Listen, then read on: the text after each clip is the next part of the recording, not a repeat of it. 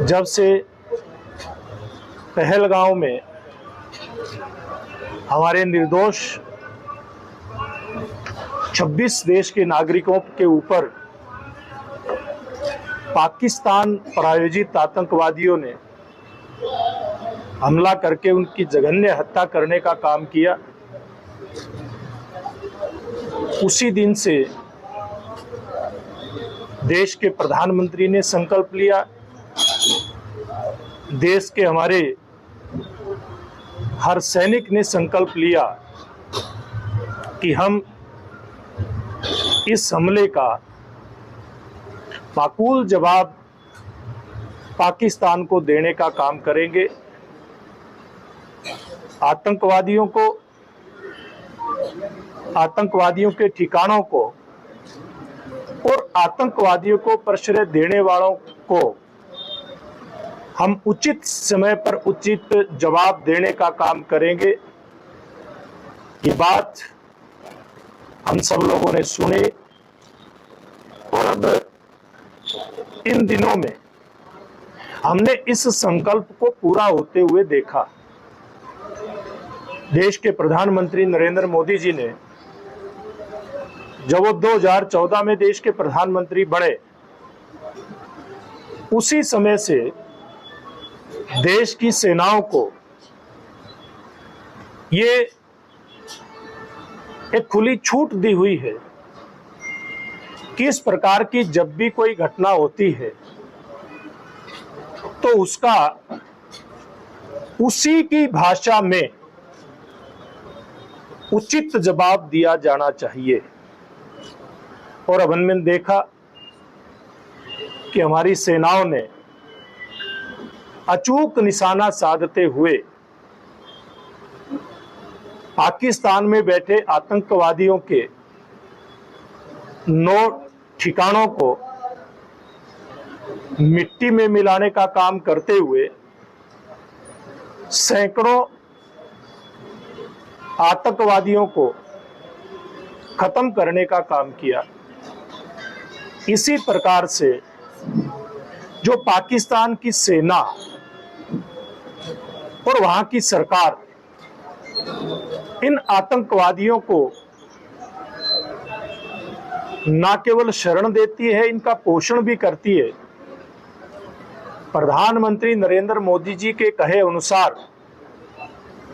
हमारी सेनाओं ने उनको भी ठिकाने लगाने का काम किया। पाकिस्तान के 11 एयरबेस और एयरबेस पर स्थित अन्य ऐसे उपकरण जिनके कारण से इन आतंकवादियों को हौसला मिलता था, ऐसे सब ठिकानों को नेस्तनाबूद करने का जो शौर्य दिखाया है, जो पराक्रम दिखाया है, उसी को नमन करने के लिए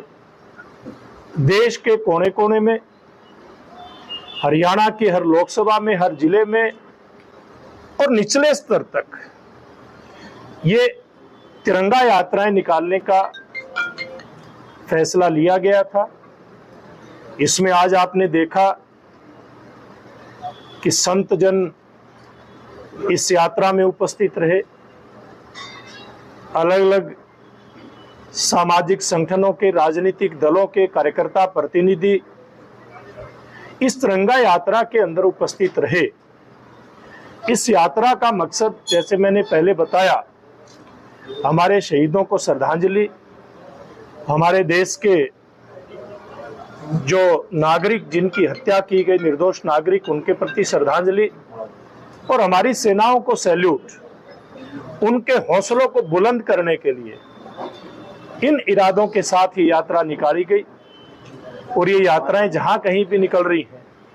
पूरे जोश के साथ निकल रही हैं और समाज इनमें इकट्ठा होकर के न केवल आतंकवाद के खिलाफ लड़ाई लड़ने का संकल्प लेता है, बल्कि इन आतंकवादियों को जो प्रश्रय देते हैं, शरण देते हैं, उनका हौसला बढ़ाते हैं, ऐसे सब लोगों को ये इनके बारे में एक किस्म से जागरूकता का भी काम और इनको लोगों के सामने लेकर के आने का काम भी इन यात्राओं के माध्यम से हो रहा है। मैं आप सब इतनी गर्मी में इस यात्रा को कवर करने के लिए आए आप सभी पत्रकार मित्रों का, सभी छायाकार मित्रों का बहुत बहुत आभार प्रकट करता हूं, आपका बहुत बहुत धन्यवाद करता हूं। झूठ की पत्रकारिता लिखने से भी पाकिस्तान बाद नहीं आ रहा, जश्न मनाए जा रहे हैं इतनी बड़ी हार के बावजूद पाकिस्तान में, तो कैसे देखिए, निश्चित रूप में ये हमारे देश के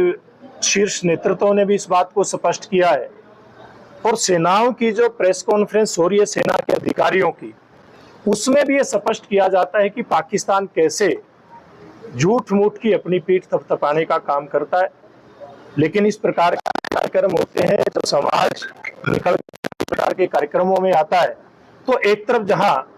हमारे सेना के अधिकारी पाकिस्तान की इस झूठ की जो पोल है उसको खोलने का काम कर रहे हैं, तो जनता के बीच में भी इस प्रकार के कार्यक्रमों से निश्चित रूप से एक संदेश जाता है। लेकिन पाकिस्तान का ये झूठ ज्यादा चलने वाला है नहीं, क्योंकि जैसे हमने देखा कि उन्हीं के प्रधानमंत्री ने ये सार्वजनिक रूप में ये कहा है कि वहां का जो सेना प्रमुख है मुनीर, उसने प्रधानमंत्री को बताया कि कैसे हमारे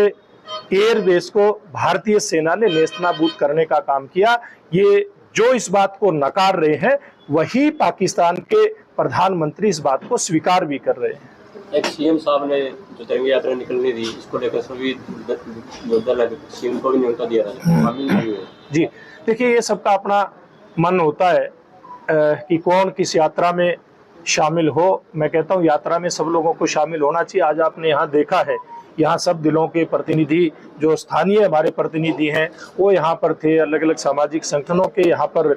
नेतृत्व था, यहाँ पर संत जन थे। ऐसे सब लोगों को मिलकर के अगर ये यात्रा करने का अवसर एक मिला है तो निश्चित रूप में सब लोगों को करनी चाहिए। ठीक है साहब, बहुत धन्यवाद।